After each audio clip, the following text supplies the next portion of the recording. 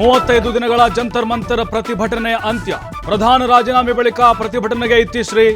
CJP ಜೊತೆ ಸಭೆ, ಕೇಂದ್ರ ಸರ್ಕಾರದ ನಿರ್ಧಾರ. ಪ್ರಧಾನ ರಾಜೀನಾಮೆ ನೀಡ್ತಾ ಇದ್ದಂತೆ ಕೇಂದ್ರದಿಂದ ಮಹತ್ವದ ನಿರ್ಧಾರ.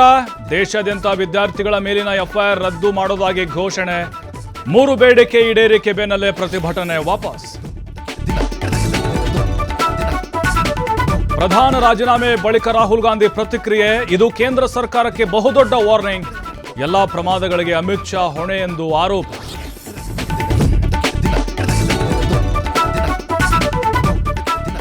ಒಂದು ರಾಜೀನಾಮೆಯಿಂದ ದೇಶ ಸುರಕ್ಷಿತವಲ್ಲ. ಶಿಕ್ಷಣ ಮಾತ್ರವಲ್ಲ, ಆಡಳಿತದಲ್ಲೂ ಬದಲಾವಣೆ ಬೇಕು.